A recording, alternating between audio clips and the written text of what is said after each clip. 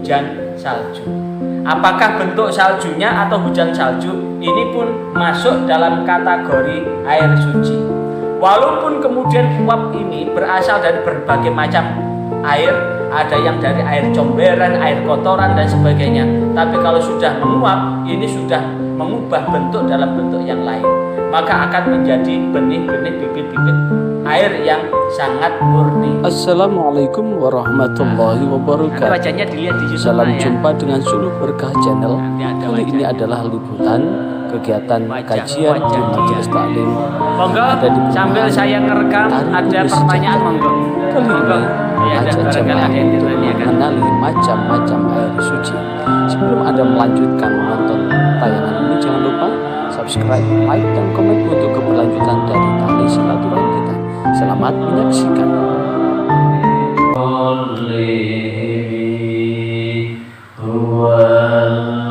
Habibul ladzi turja syafa'atuhu likulli hawli minal ahwali muqtahimi ya Rabbi bil Mustafa Baligh maqasidana Ghafir lana manadha ya wasi'al karami ya Rabbi hayyi lana min amrina rasyada waj'al ma'unataka husna lana madada.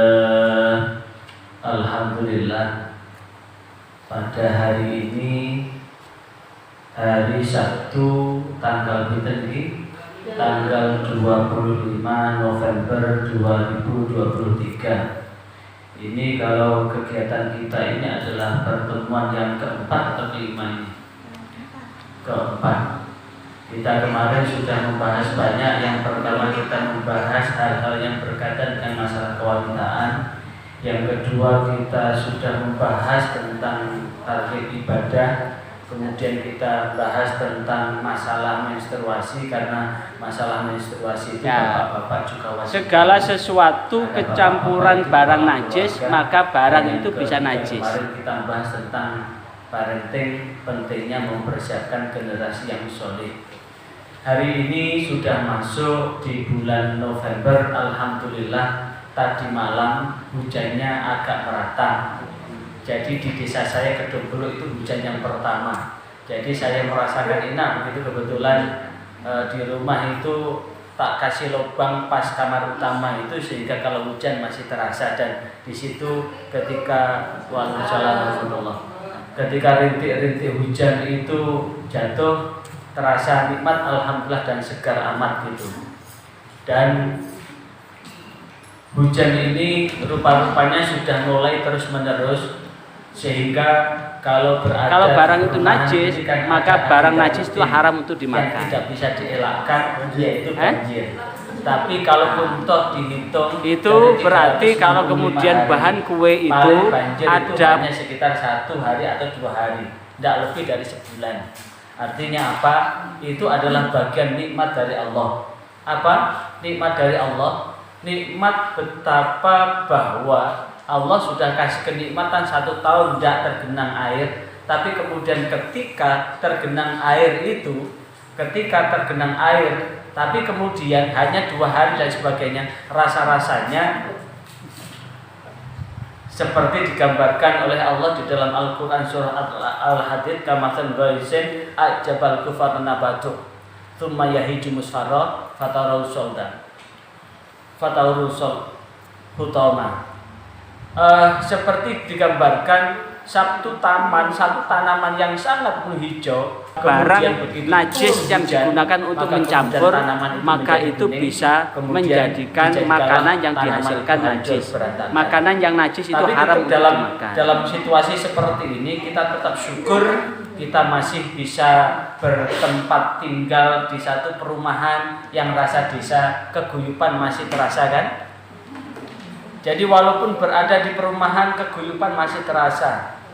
Tegur sapa itu sangat kental dengan nuansa desa, apalagi kalau kemudian yasinan, tahlilan masih tertib, pengajian masih tertib, kebersamaan untuk bertemu seperti ini juga masih sering ketemu, sehingga dalam suasana seperti ini kita merasa banyak saudara di tempat ini.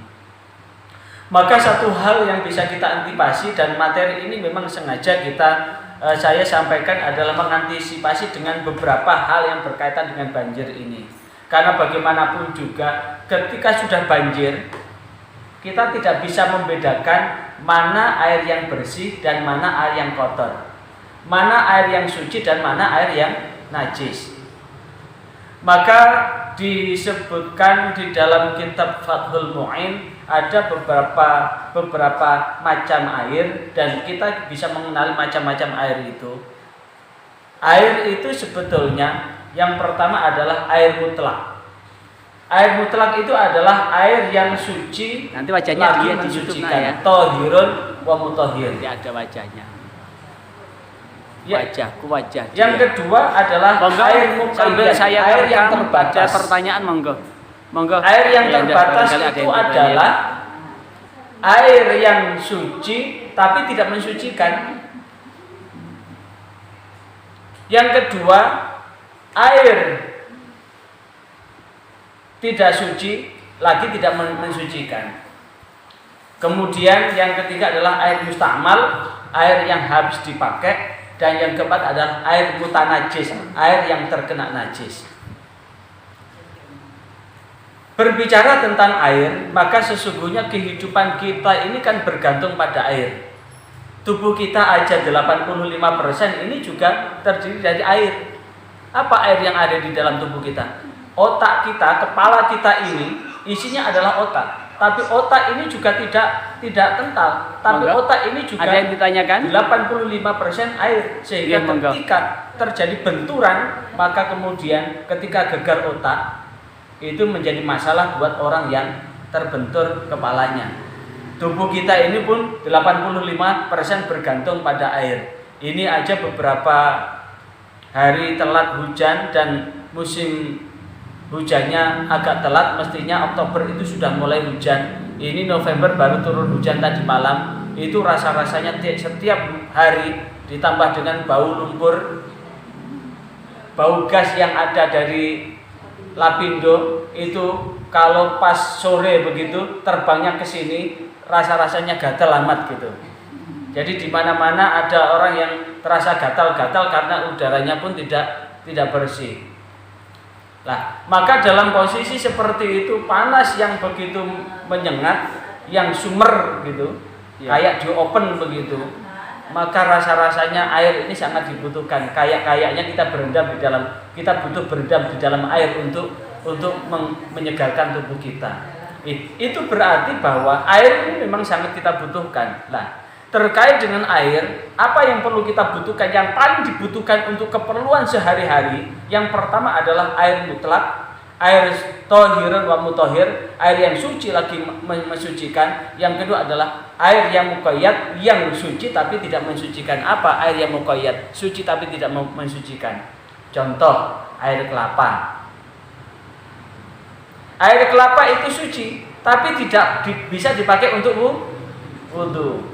Air kopi, air susu, air teh itu adalah air suci tapi tidak mensucikan. Tapi ketika ada air suci itu kemudian kena najis, itu disebut dengan air mutanajis.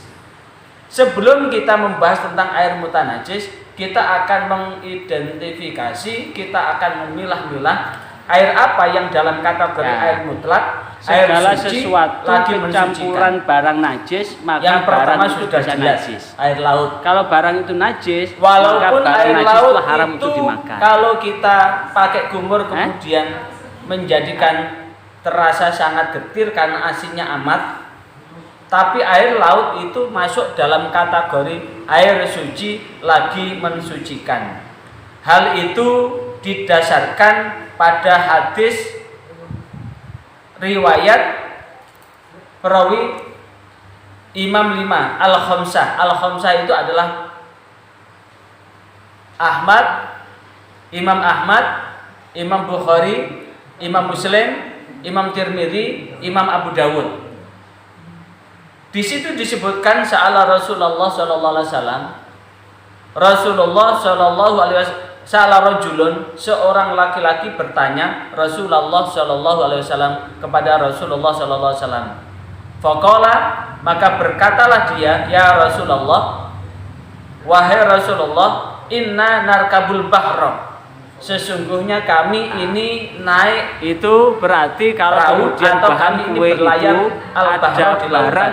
najis Wa yang nahmilu digunakan untuk ma'ana mencampur, qalilan minal ma'. maka itu bisa Sementara kami menjadikan hanya makanan yang membawa dihasilkan bekal najis. air yang Makanan yang najis sedikit. itu haram untuk dimakan. Air yang sedikit ini berarti air yang hanya cukup untuk diminum. Contoh ini, hanya sedikit air itu, hanya cukup untuk diminum aja. Kalau hanya cukup diminum aja berarti air itu tidak cukup untuk mandi. Nah,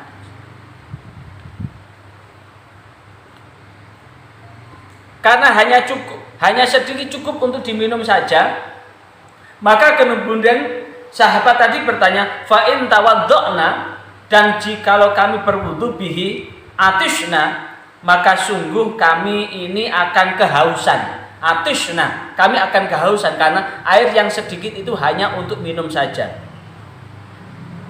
Kemudian sahabat itu bertanya, afatana wadda'u, apakah kami ini bisa berwudu bima'il bahri, dengan air laut? Faqala Rasulullah sallallahu alaihi wasallam, maka Rasulullah sallallahu alaihi wasallam menjawab, huwa at-tahuru ma'uhu, huwa hale utawi air laut iku at-tahuru suci apa ma'uhu airnya. Berarti jawaban Rasulullah sallallahu alaihi wasallam bahwa laut itu adalah airnya adalah suci, al-hillu maitatuhu, dan halal bangkai-bangkai yang ada di laut. Maksud al-hillu maitatuhu itu adalah bangkai-bangkai binatang yang ada di laut, bukan bangkai yang ada di darat kenter nang laut. Ada bangkai di darat kenter nang laut, kambing mati dibuang ke sungai akhirnya ke laut, ayam mati kemudian dikenterkan di sungai maka kemudian akhirnya ke laut. Bukan bangkai darat yang dilempar ke sungai kemudian ada di laut, tapi dimaksud adalah al-hillu maitatuhu, itu adalah seluruh binatang-binatang yang ada di laut itu adalah halal bangkainya, tidak perlu kemudian disembelih. Contoh kuda laut, Nanti wajahnya dilihat di YouTube nak ya. contoh kuda laut, Tidak ada wajahnya. tapi kuda laut itu kecil banget. Wajah dia. Contoh anjing Monggo, sambil laut. saya ngerekam ada pertanyaan, monggo. Nah, Monggo. walaupun Ya, anjing di darat itu adalah najis mughaladah, bangkainya itu haram jiddan, haram betul, tapi kalau ada di laut namanya anjing laut itu. Tapi anjing laut itu hidup di dua alam ya, di darat juga hidup ya. Aslinya pakai paru-paru ya. Pakai paru-paru ya. Kalau begitu anjing laut itu beda cerita. Sama dengan kata itu termasuk binatang yang hidup di dua alam. Di darat bisa hidup, di air juga bisa hidup. Tapi kalau kura-kura, barangkali ada yang ditanyakan. Pura-pura paru-paru juga. kalau kura-kura ini masuk dalam binatang yang tidak buas. Sehingga untuk memakan Monggo. kura-kura harus Ada yang disembelih ditanyakan? dulu. Nggih, monggo. Bisa menyembelih kura-kura.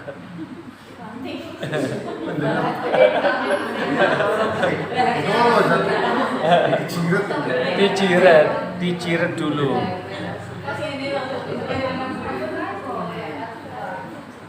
Dan disitulah yang kemudian disebutkan hadis tersebut menurut Imam Tirmidzi adalah hadis hasan sahih. Hadis ini martabatnya hasan, tapi karena didukung oleh hadis yang lain maka jadinya sahih. Dan kemudian Imam Tirmidzi pernah bertanya kepada Muhammad bin Ismail al-Bukhari atau Imam Bukhari mengenai hadis itu, maka Imam Bukhari mengatakan bahwa hadis itu sahih. Kalau hadis itu sahih, maka hadis itu sifatnya adalah qat'i. Qat'i itu tidak perlu ditafsirkan lagi. Inilah yang kemudian bahwa air laut walaupun asin, posisi air laut itu adalah suci. Yang kedua adalah air hujan, air salju dan air embun. Air hujan tadi malam kan hujan. Biasanya dulu kalau hujan pertama itu suruh nampung, karena air hujan yang pertama itu bisa jadi obat. Begitu kata kitab Mujarobat.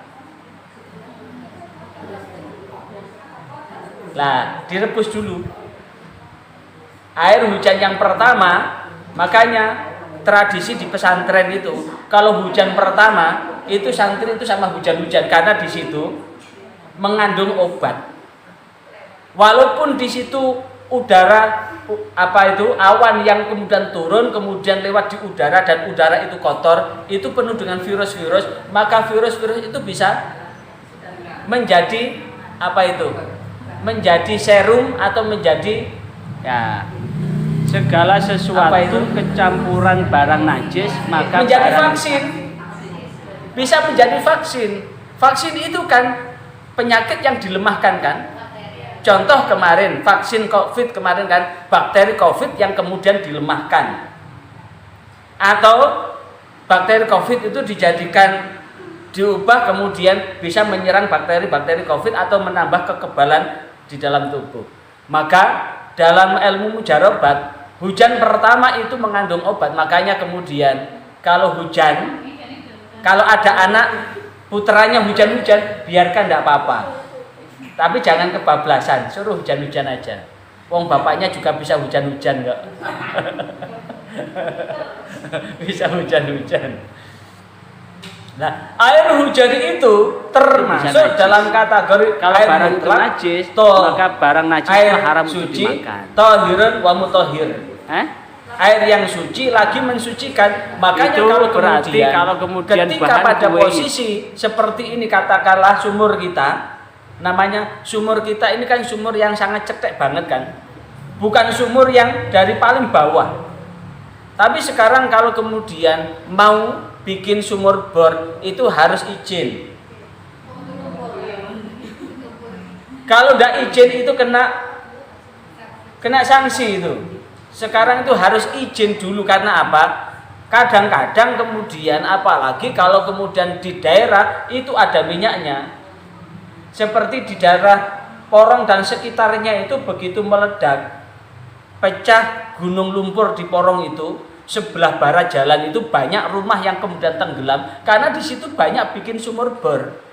Begitu tibor yang muncul itu adalah gas semua, amblek akhirnya. Rumah amblek, semuanya amblek. Tapi timur jalan tidak ada yang amblek, cuma ketakutan aja. Ada barang Kenapa? Karena najis aliran yang sungai digunakan sudah untuk mencampur, sehingga maka itu menyebabkan bisa banjir. menjadikan makanan Daerah yang Kali dihasilkan Tengah itu najis. sebetulnya aman, Makanan yang tidak najis ada itu haram pergerakan untuk tanah. dimakan. Yang terjadi pergerakan tanah adalah yang di barat jalan, karena ada retakan-retakan itu sehingga ada penurunan tanah. Dan lumpur itu, lihat dari struktur yang ada, itu sebetulnya lebih banyak lumpur yang terserap, karena ini kan gunung lumpur yang dipenggal itu oleh eksploitator gas itu. Jadi ketika membeli tanah tidak bisa membeli kemudian membeli di tempat yang tidak lurus, maka ngebornya miring. ngebor miring ini kemudian memenggal puncak dari gunung lumpur itu, akhirnya ambrol itu. Nah, lumpur ini kemudian seberat. Lah, orang-orang yang kemudian ngebor untuk ambil air artesis itu sudah nyentuh di gas di lumpur itu, sehingga rumah-rumah banyak yang kemudian mendelep. Beberapa di 1-2 tahun pada saat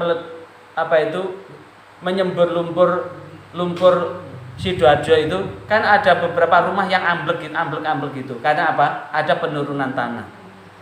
Nah, terkait dengan air sumur kita ini adalah air semacam air resapan lah. Karena apa? Ketika kita bikin sumur baru 1 meter, 2 meter kan sudah keluar air kan?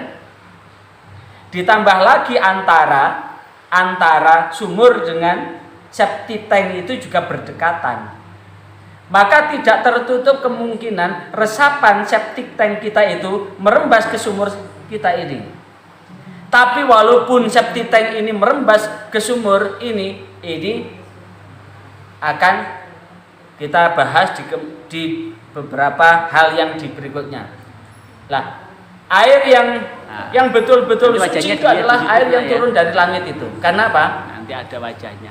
Air hujan itu adalah wajah dia. Air yang ada di darat. Sambil saya rekam ada pertanyaan setelah itu menguap dalam ketinggian tertentu terjadi kondensasi sehingga awan ini kemudian pada titik yang memungkinkan untuk mengembun, maka awan ini mengembun. Tetesan embun awan inilah yang kemudian sublimasi inilah yang kemudian menjadi air hujan. Nah, makanya ini disandingkan di bab ini adalah air hujan itu disandingkan dengan air salju. Salju itu ada 2 macam.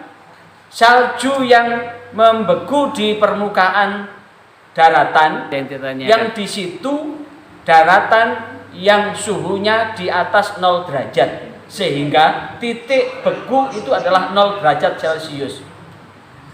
Sehingga apapun udara yang ada di sekitar daratan itu akan membeku. Beku yang inilah kemudian menjadi salju. Tapi begitu pula salju itu pun ada namanya hujan salju. Hujan salju itu kan berasal dari embun, dari uap air kan. Dari uap air pada ketinggian tertentu, maka ketika mau turun tapi di situ udaranya minimal 0 derajat Celcius, maka air ini pun turunnya dalam bentuk hujan salju. Apakah bentuk saljunya atau hujan salju ini pun masuk dalam kategori air suci. Walaupun kemudian uap ini berasal dari berbagai macam air, ada yang dari air comberan, air kotoran dan sebagainya. Tapi kalau sudah menguap, ini sudah mengubah bentuk dalam bentuk yang lain. Maka akan menjadi benih-benih, bibit-bibit air yang sangat murni. Makanya kemudian kebetulan ada namanya air mineral. Air mineral ada yang memang betul-betul diambil dari sumbernya kemudian disteril. Tapi ada air yang kemudian disaring dan sebagainya, termasuk air PDAM yang beredar di sini kan air yang dari. Kemudian air PDAM yang ada di Surabaya itu adalah air sungai. Sungai ini sebagai bahan baku dari air PDAM yang kemudian dijernihkan dalam tahap penjernihan. Proses penjernihan dari berbagai macam air ini ada pertanyaannya. Air yang ada di sungai ini macamnya banyak. Apakah bagaimana hukumnya ketika air dengan macam yang banyak itu, tapi kemudian air itu kecampuran barang najis, maka ada barang itu bisa najis. Tapi yang jelas bahwa air hujan, air salju itu adalah suci. Kemudian ada lagi udara pagi itu kan masih mengandung uap air. Uap air itu kemudian menempel di daun, menempel di rumput, maka jadinya air embun. Air embun ini juga menjadi air suci. Lantas bagaimana caranya wudhu dengan air embun? Akan dibahas kita kemudian. Tapi paling tidak bahwa yang kedua ini adalah air yang memang betul-betul suci, yang berangkat dari apa? Dari uap air yang naik ke atas, ada yang naik ke atas Kalau pada barang itu ketinggian najis, tertentu hingga maka menjadi barang awan. najis itu Awan haram ini untuk kemudian dimakan. menjadi hujan, atau ketinggian tertentu ketika turun kemudian karena dingin Itu berarti hingga kalau akhirnya kemudian turunnya bahan dalam kue bentuk salju, itu atau ada air ini barang sudah uap najis ini yang ada di sekitar digunakan ini untuk mencampur, sehingga uap ini maka menempel di itu pohon-pohon. Ketika uap ini sudah menempel di pohon-pohon, ini sudah berubah menjadi air embun. Nah, ini ya kemudian bisa dijadikan bahwa 3 hal itu masuk dari wujud dari uap air yang berubah jadi air hujan, air embun, dan air salju.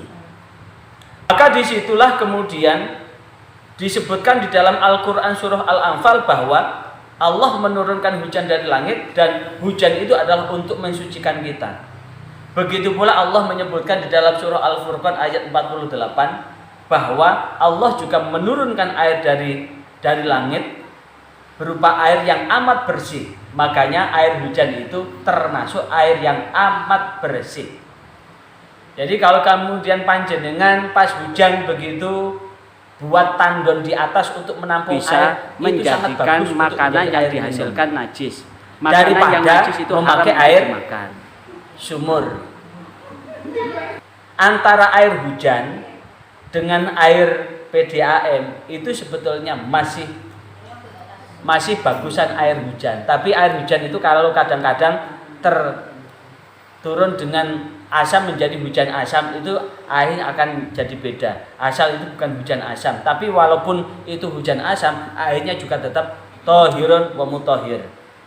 Suci lagi mensucikan.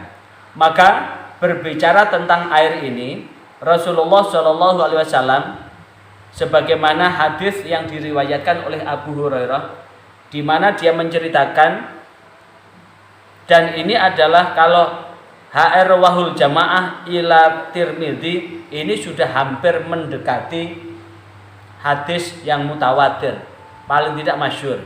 Karena Rasulullah Shallallahu Alaihi Wasallam bahwasanya apabila Rasulullah Shallallahu Alaihi Wasallam idza kabbara, ketika takbir fi sholat, di dalam sholatnya,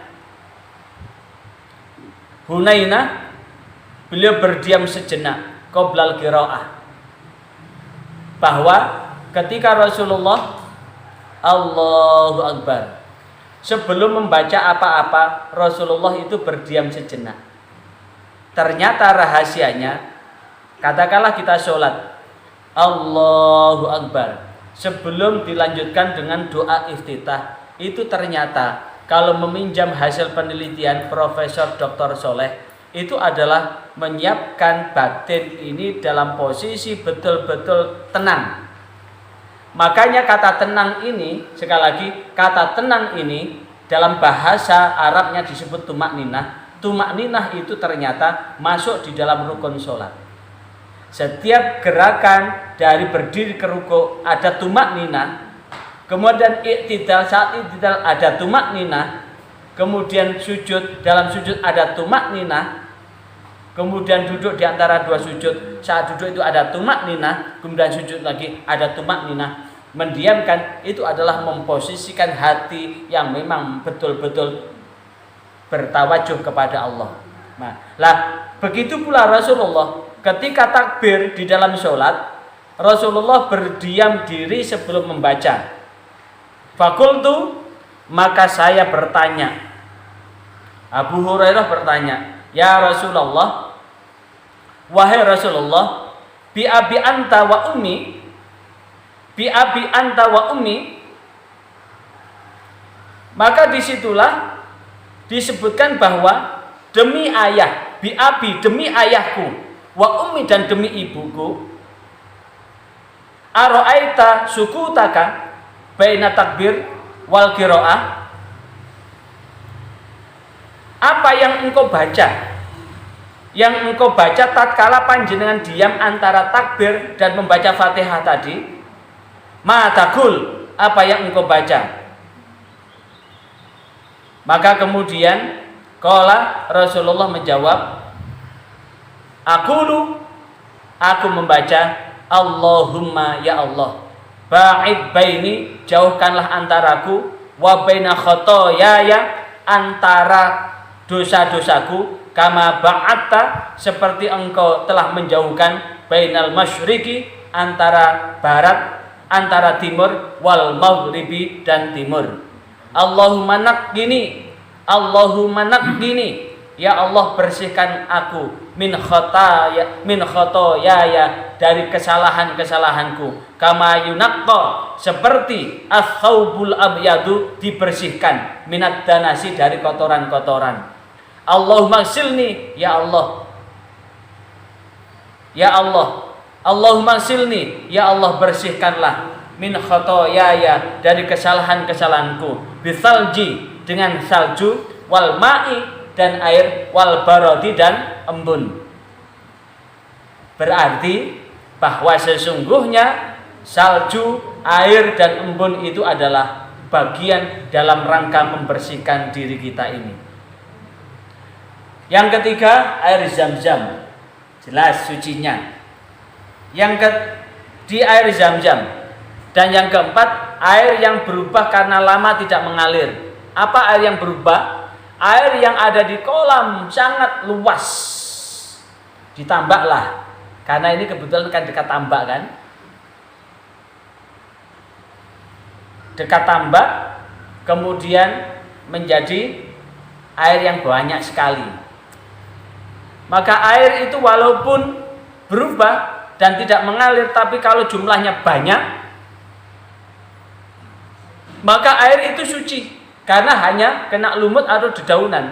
Tapi kalau air yang berubah itu tidak ada dua kolah, maka air itu tidak bisa digunakan untuk bersesuci. Dan yang kelima adalah air sungai.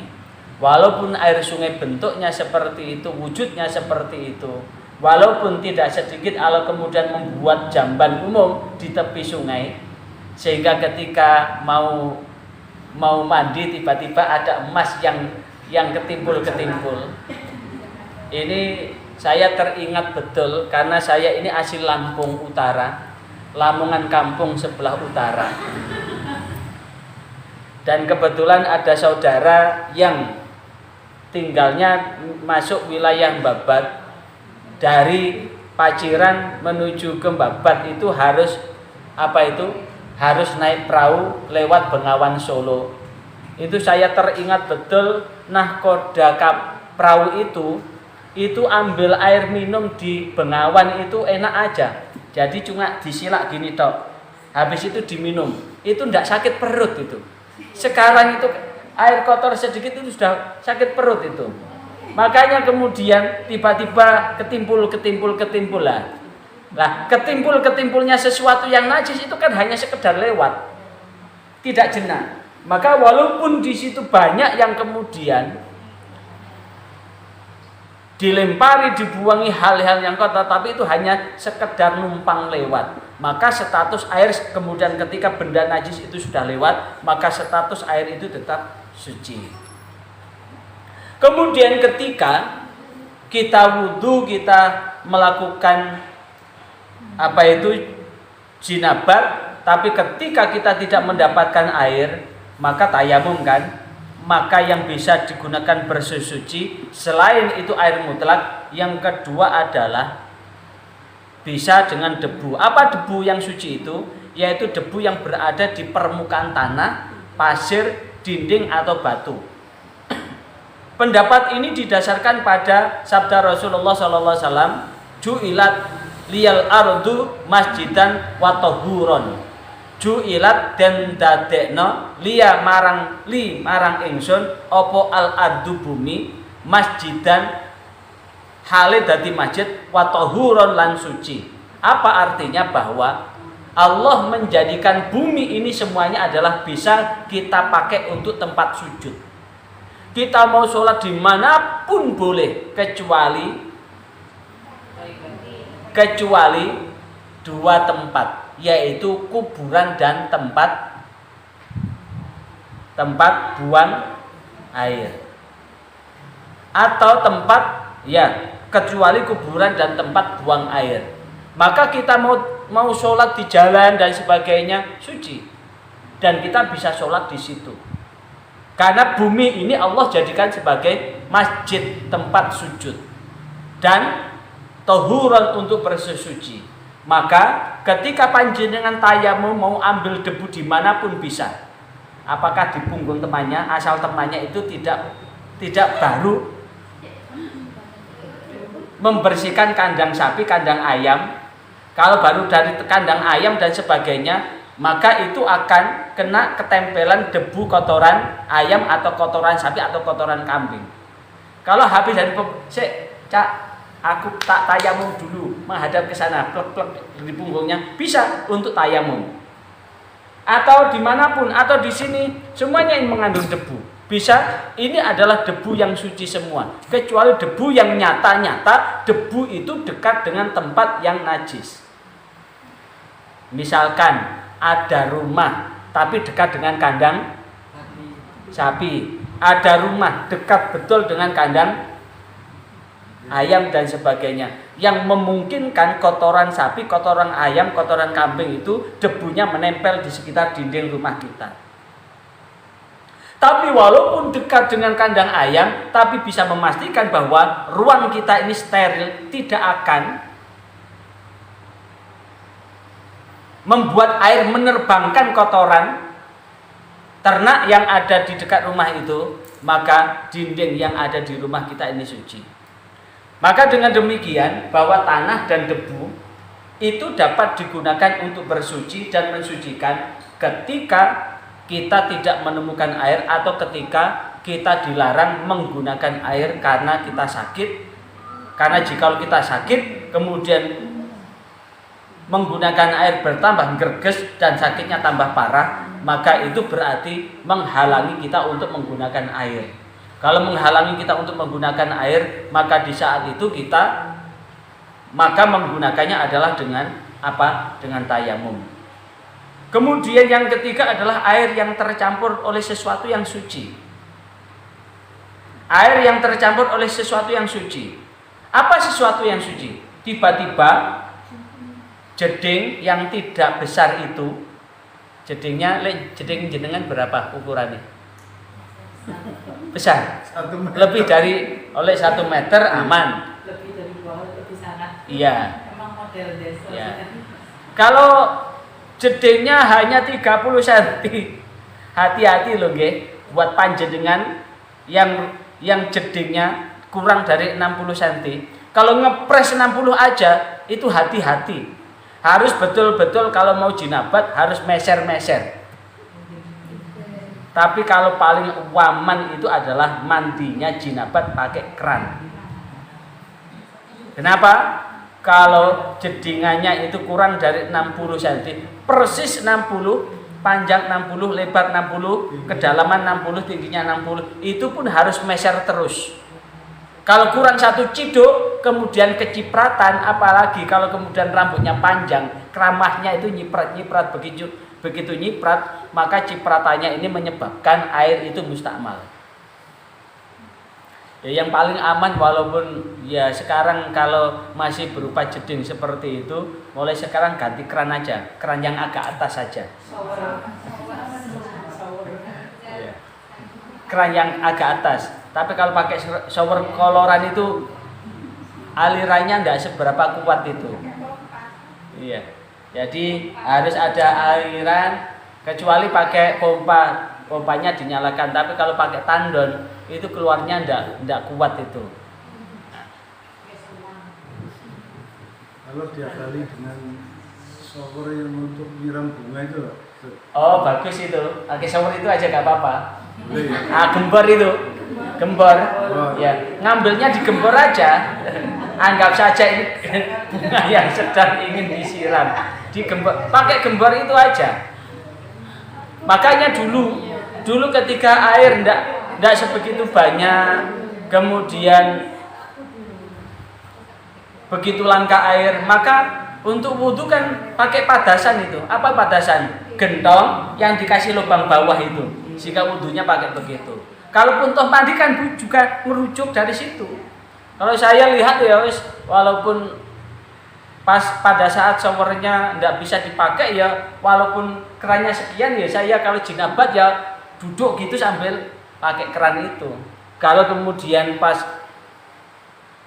bak mandinya lupa nggak dibersihkan. Kalaupun tadi air di kita ini kan, sumur kita itu walaupun jernih lebih dari 2 hari itu sudah ada kotorannya banyak sekali,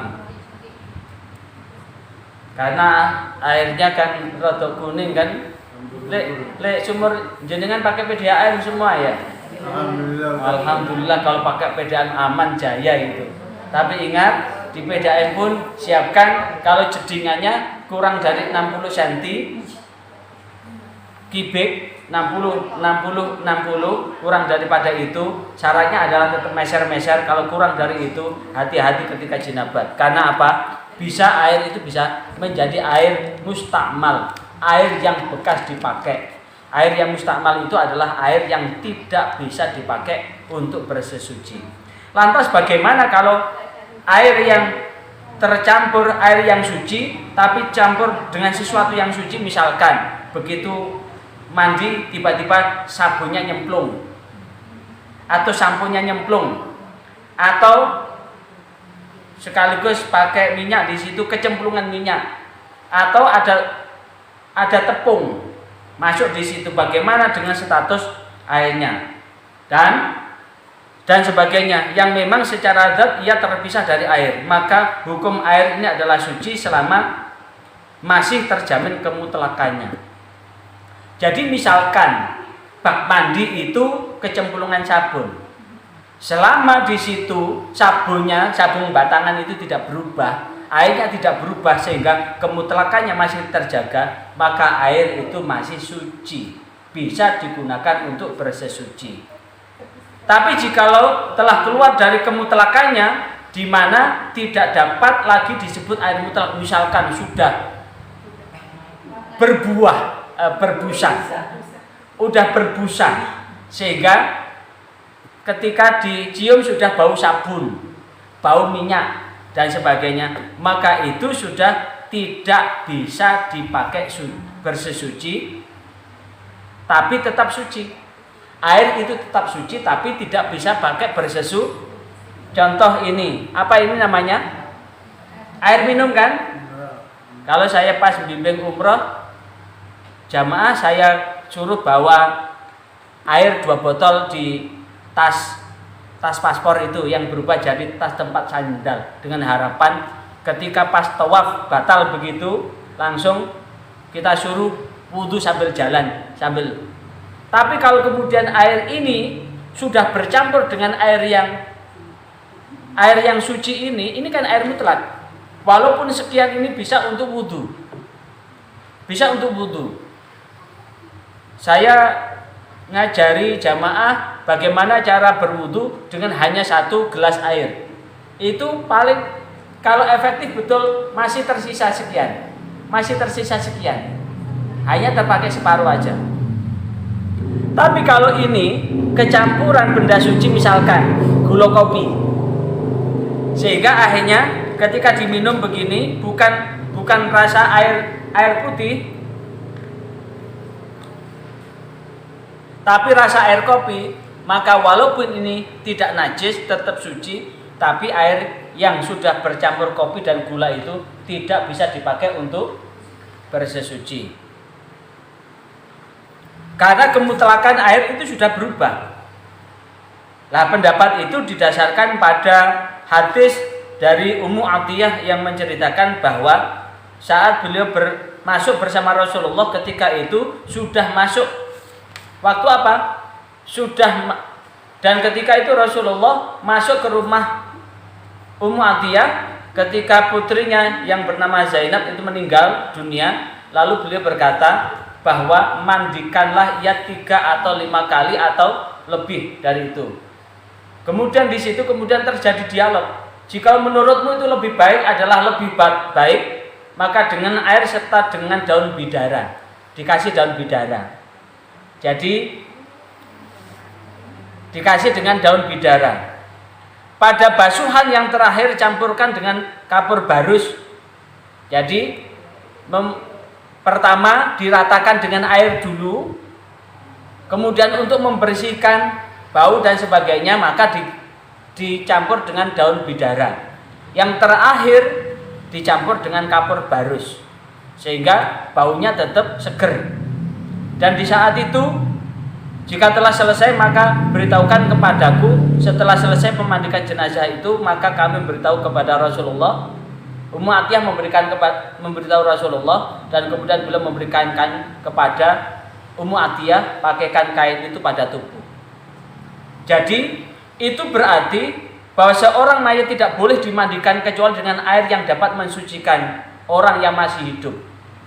Jadi kalau dengan daun bidara itu adalah setelah dialiri dengan air yang suci. Kalau dicampur dengan daun bidara atau dicampur dengan kapur barus itu sudah merubah kemutlakan dari apa?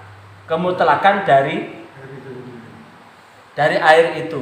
Makanya kalau kemudian ketika memandikan maka betul-betul air kembang, air apa itu, air kelor dan sebagainya pisahkan.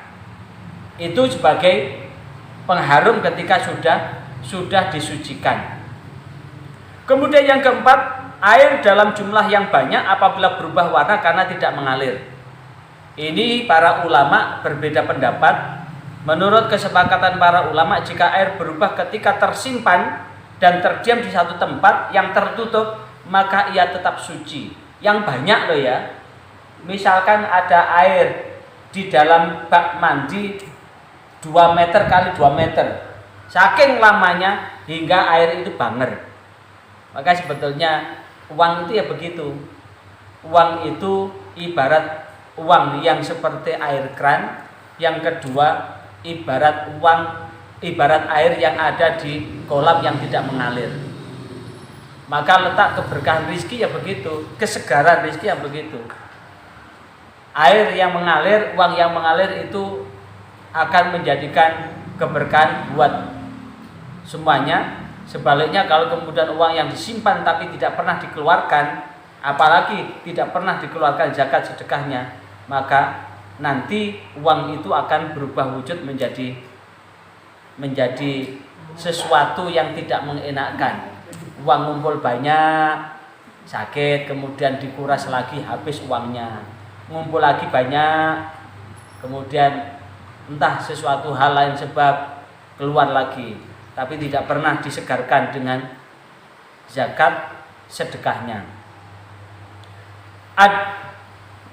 Ketika air itu banyak berubah, itu tetap suci. Adapun air sungai yang mengalir, jika diketahui airnya berubah karena tercampur oleh najis, maka air sungai itu akan menjadi najis jikalau pada saat itu diambil najisnya. Tapi kemudian mengalirnya itu terus dan habis air mengalir, maka itu diganti dengan. Tapi kalau air itu najis dan yang diciduk adalah air najis, maka air sungai itu walaupun mengalir, air sungai itu menjadi najis.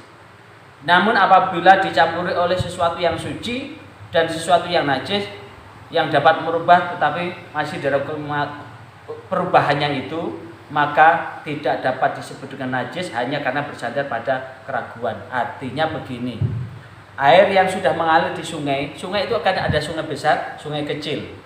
Selokan itu masuk dalam kategori sungai. Tapi sungainya selokan itu, sungai yang seperti itu sungainya jelas najis itu. Selokan yang seperti itu jelas najis. Akan berbeda dengan sungai yang ada di sebelah jalan itu, yang airnya lebih banyak. Ketika dalam satu tempo aliran itu melebihi dari 2 kula, maka air ini sangat banyak. Sehingga ketika mengalir alirannya itu bisa ketika kena najis dan tidak berubah airnya itu menjadi najis, air suci.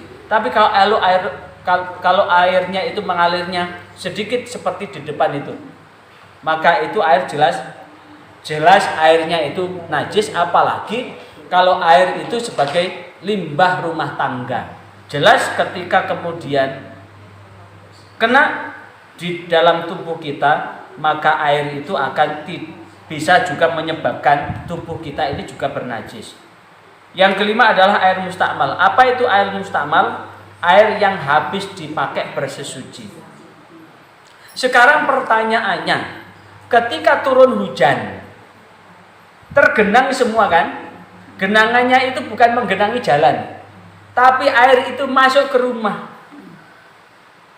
Bagaimana status air itu? Kalau kita cibuk air itu juga baunya kayak apa? Lek panjenengan merasakan pas apa itu?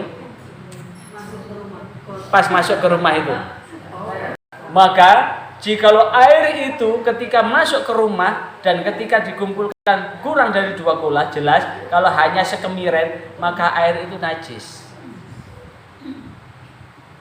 Tapi kalau air itu nyambung dengan keseluruhan, maka status air yang kotor itu bisa ma'fu. Ma'fu apa? Najis yang dimaafkan.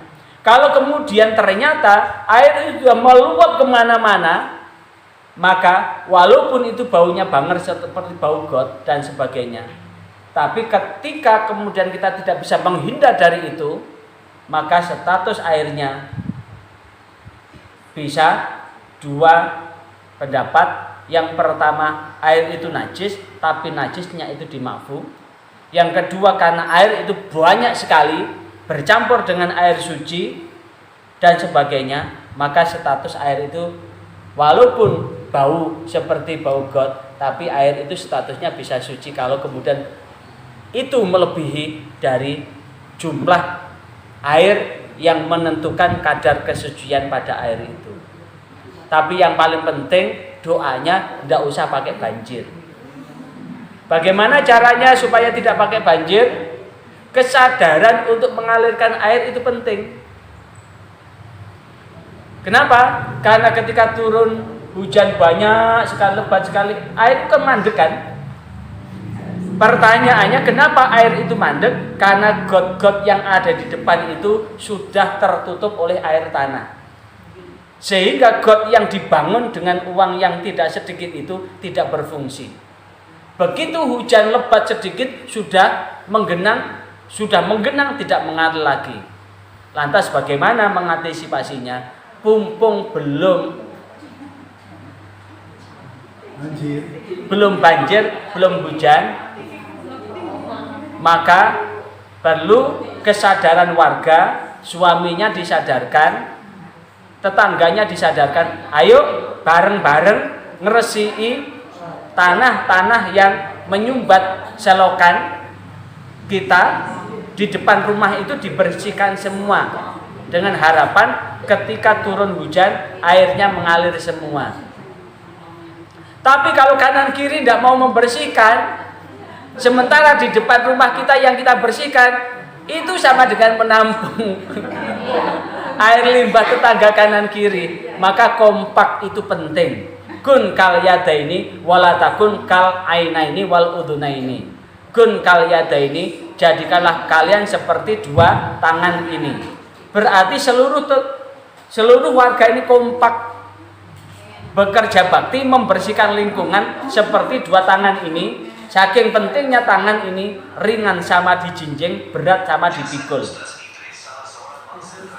Segala hal bisa menjadi, tidak apa-apa Bunda.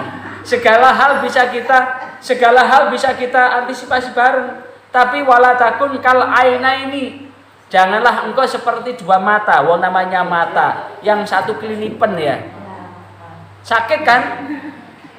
Tapi yang lain itu mendelik. Situ kelilipan, lainnya mendelik sama dengan pasangan. Kalau pasangan masih muda, masih pacaran itu, jeduk gitu. Nah, apa dek, endi sing lara dek, dipijeti. Begitu agak tua, rodok bosen-bosen didik, matanya jelalatan, dibuat nang dia.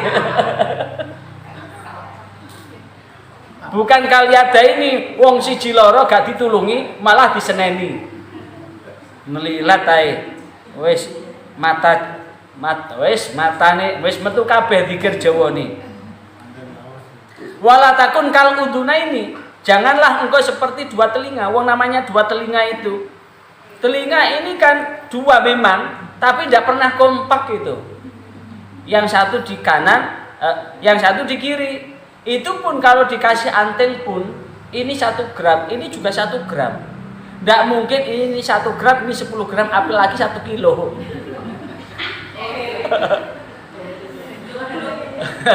Kalau ini pakai anting, Ini juga anting, tidak mungkin ini anting yang satu giwang.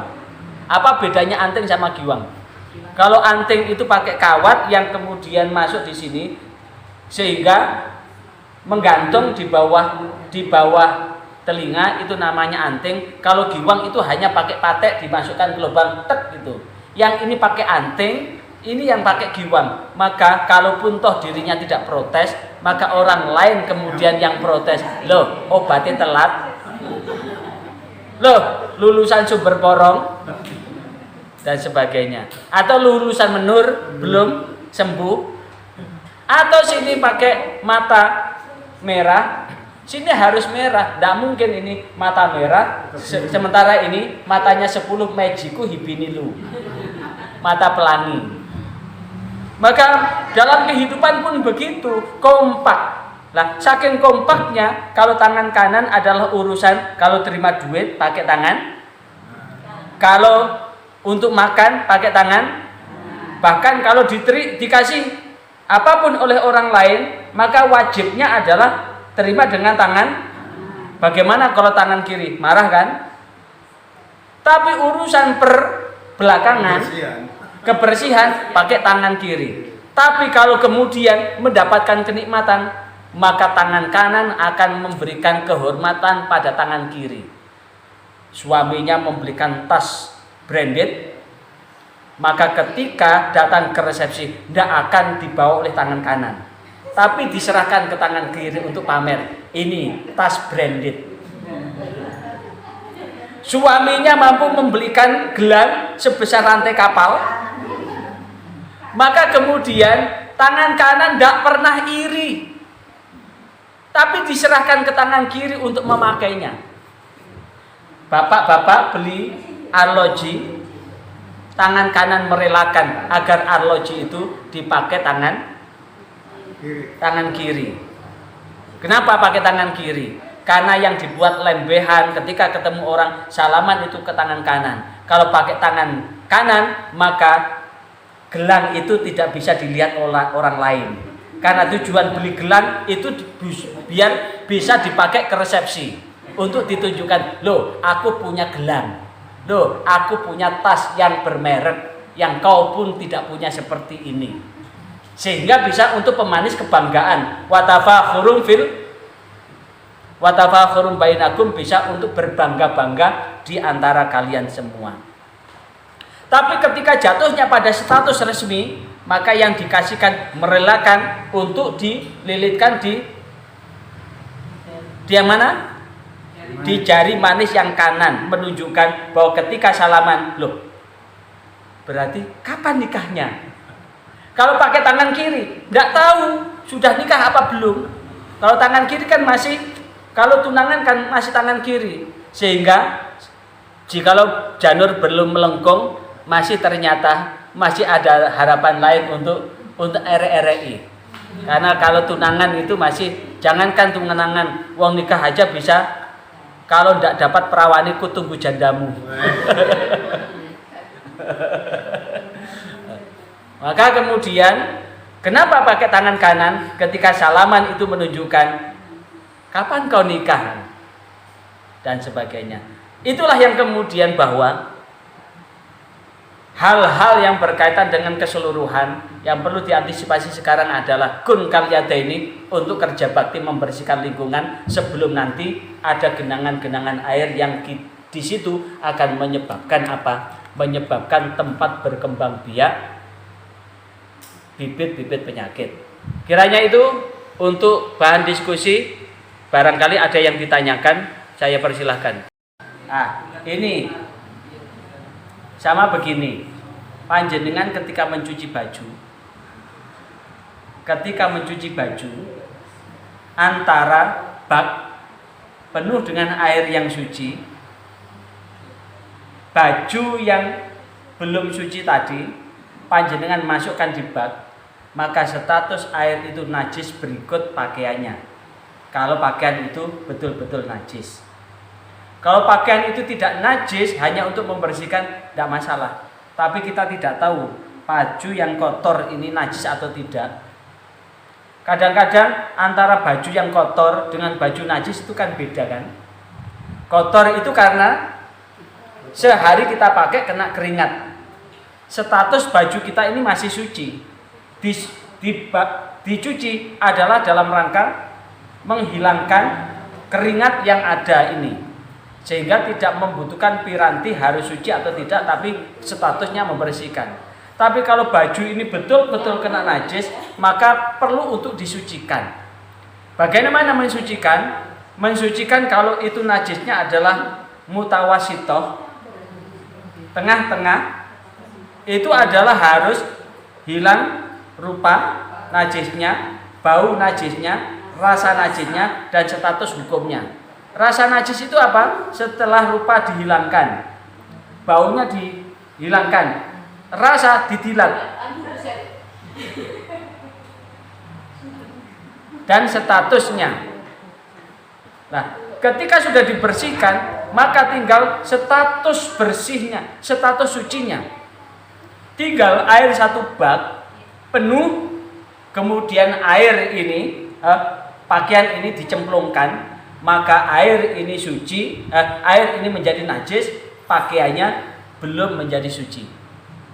Walaupun habis air, ambil lagi 1 bak sampai habis air 1 kolam, maka status baju ini, pakaian ini belum suci. Akan berbeda jikalau kemudian menstatuskan suci setelah wujud najisnya kita hilangkan, rupa najisnya kita hilangkan, warna najisnya kita hilangkan, bau najisnya kita hilangkan, maka tinggal status suci. Ini sudah wujudnya sudah hilang, rupa sudah hilang, bau sudah hilang, rasa sudah hilang, tinggal status hukumnya. Maka pakaian yang ini sudah kita ucek tadi, kita taruh di bak, kemudian disiram dengan air suci, maka status pakaian ini menjadi suci. Makanya kalau menggirah, apa itu menggirah? Membilas. Membilas berarti taruh dulu pakaiannya di bak, baru dikerucuk sama air. Apalagi air PDAM bisa meterannya banyak sekali, tiap bulan bisa lebih. Nah, menghematnya ya begitu caranya. Nah, ini juga begitu. Air selokan, air comberan, air rumah tangga yang ada di selokan yang tidak mengalir itu, kemudian turun hujan lebat. Saking lebatnya sampai kemudian ambernya air hujan itu sampai mengalir ke rumah, ke pekarangan, ke jalan. Maka dengan dasar itu, air comberan itu yang kena air hujan yang suci tadi, maka air itu bisa, jika banyak sekali, bisa tidak najis. Karena apa? Kenajisannya itu sudah dibersihkan dengan air yang suci yang banyak melimpah ruah tadi. Walaupun kemudian namanya air macam-macam ya, masuk ke rumah, baunya ya juga sama dengan air yang di depan. Maka status air yang banyak itu, satu pendapat bisa air itu suci. Yang kedua, kalaupun toh najis, najisnya bisa dimakfu. Kalau kita lewat di jalan, nyemprot gitu, mau ke masjid ya, mau ke masjid, aku mau ke musola, tiba-tiba cerot begitu ya, cerot, ngecerotnya air itu, misalkan kita mau ke masjid, tiba-tiba ada kendaraan banter gitu ya, langsung cerot, air langsung ke sini, dan itu baru hujan. Tahu bahwa itu air itu sudah bercampur dengan air got, campur air hujan, maka najisnya itu statusnya najis yang dimakfu. Teruskan aja, lanjutkan sholat. Keplek.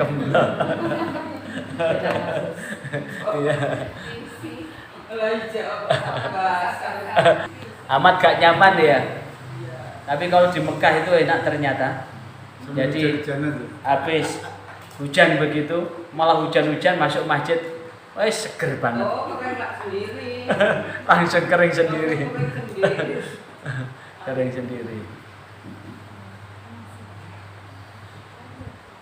Itu ya dari materi ini, termasuk dua kolah tadi, Air dua kulah itu